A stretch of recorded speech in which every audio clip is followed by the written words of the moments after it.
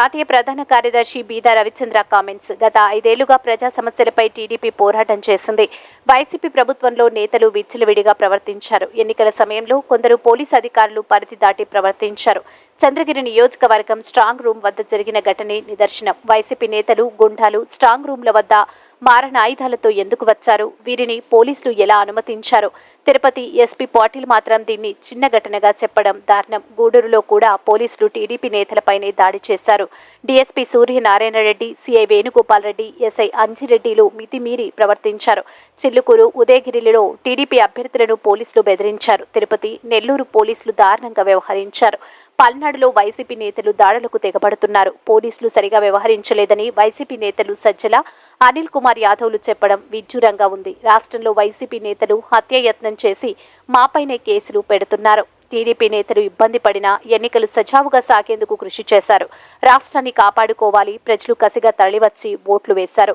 రాష్ట్రంలో అధికారంలోకి వస్తాం, 130కి పైగా స్థానాలు టీడీపీకి వచ్చే అవకాశం ఉంది. ఓటమి భయంతో వైసీపీ దాడులకు పాల్పడుతుంది. మీడియా మిత్రులకి ప్రత్యేకంగా ధన్యవాదాలు తెలియజేసుకుంటున్నాం. గత 5 సంవత్సరాలుగా ప్రజలు, ప్రతిపక్ష పార్టీలు, ప్రత్యేకించి తెలుగుదేశం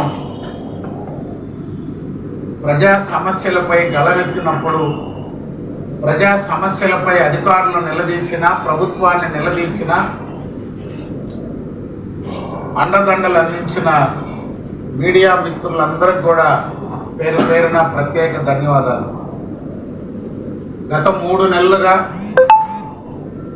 ఎన్నికల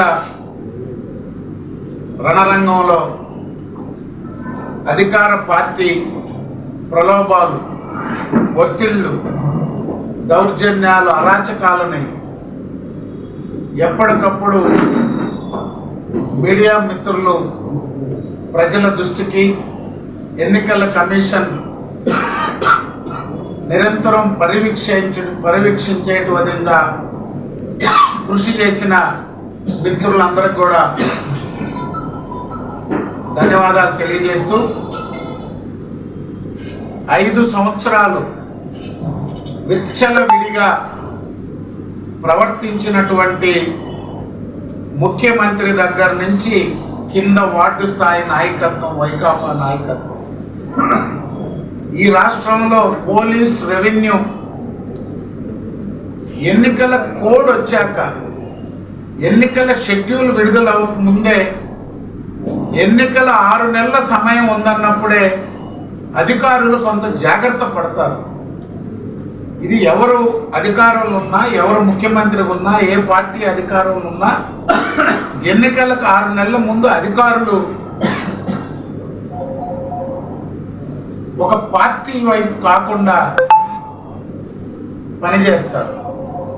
ఎన్నికల కమిషన్ ఆదేశించిన, వార్నింగ్ ఇచ్చిన, అధికారుల్ని మార్పులు చేసిన ఈ దఫా ఎన్నికల్లో పై స్థాయి నుంచి ఎన్ని ఆదేశాలు ఇచ్చినా పోలీసు యంత్రాంగం కొన్ని ప్రాంతాల్లో ప్రవర్తించినటువంటి తీరు చూశాక వీళ్ళలో మార్పు లేదు, అధికారులు అనేది మర్చిపోయారు, ఎక్కడ కూడా ఎన్నికల కమిషన్ పరిధిలో పనిచేస్తున్నాం అనేటువంటి భయం కాదు కదా, ఆలోచన కూడా లేదు వీళ్ళు. దానికి ఉదాహరణే నిన్నటి రోజున చంద్రగిరి స్ట్రాంగ్ రూమ్ దగ్గర జరిగినటువంటి ఘటన. తిరుపతి నగర నడిబొడ్డున స్ట్రాంగ్ రూమ్ దగ్గరకి అభ్యర్థులు పోవాలంటే, లేదా అభ్యర్థి తరపున చీఫ్ ఎలక్షన్ ఏజెంట్ పోవాలంటే 100 నిబంధనలు చెబుతున్న అధికారులు, పోలీసు యంత్రాంగం, 100 మంది వైసీపీ గూండాలు రాడ్లు, సుత్తులు, కత్తులు ఎత్తుకొని స్ట్రాంగ్ రూమ్ దగ్గర ఎందుకున్నారు? ముందుగా మీడియా మిత్రులందరికీ ధన్యవాదాలు. 5 సంవత్సరాలు ప్రతిపక్షంగా మాతో పాటు అహర్నిశలు కష్టపడిన దానికి,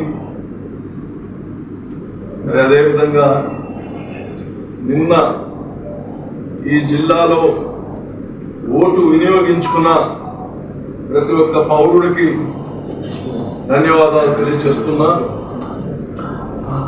అయితే ఈ ఓటింగ్ సరళి నిజంగా ప్రజల్లో ఇంత చైతన్యం, ప్రభుత్వం పైన వ్యతిరేకం, భవిష్యత్తు పైన ఒక నమ్మకం, ఇవన్నీ ఎండలు సైతం లెక్క చేయకుండా సీనియర్ సిటిజన్స్ నిన్న క్యూలో చూస్తే అందరికన్నా ముందు సీనియర్ సిటిజన్స్ వచ్చారు, యువత వచ్చారు, ఫస్ట్ టైం ఓటర్స్. ఎప్పుడు ఇంత టర్న్అవుట్ అవ్వలేదు. నగరాల్లో మామూలుగా మీకు తెలుసు 60%, 65% వస్తే ఎక్కువ. నగరంలో కానీ నిన్న దాదాపు 71.5% పైన పోలయ్యాయి. అన్ని నగరాల్లో, రాష్ట్రంలో అన్ని నగరాల్లో, రాష్ట్రంలో కానీ యావరేజ్ గా 80% దాటింది. ఇది మార్పు. ఈ మార్పు కొత్త ప్రభుత్వం కోసం మార్పు, పాత ప్రభుత్వానికి స్వస్తి పలికే మార్పు. నిన్న చాలా వరకు అధికారులు, ఎవరైతే పోలింగ్ స్టేషన్స్ లో కూర్చున్న అధికారులు నిజంగా చాలా సమన్వయం పాటిస్తూ వాళ్ళ విధుల్ని పక్కాగా చేసిన దానికి వాళ్ళందరికీ కానీ ధన్యవాదాలు తెలియజేస్తున్నాం. మామూలుగా మేము ఉమ్మడి జిల్లాలో 8 గెలుస్తామేమో అనుకున్నాం.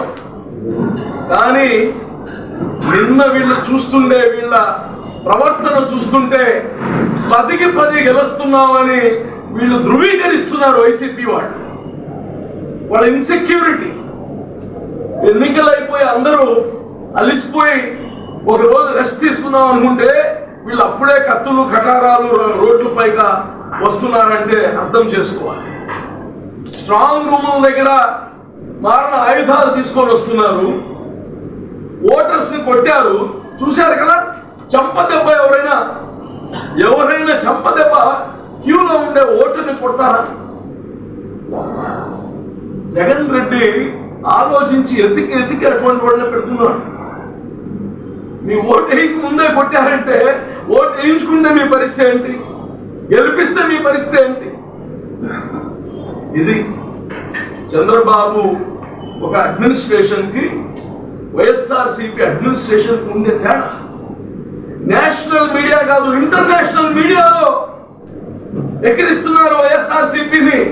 ఈ వీడియో కనుక మీకు నచ్చినట్లయితే లైక్ చేసి షేర్ చేయండి. మరిన్ని లేటెస్ట్ అప్డేట్స్ కోసం మా ఛానల్ ని సబ్స్క్రైబ్ చేయండి.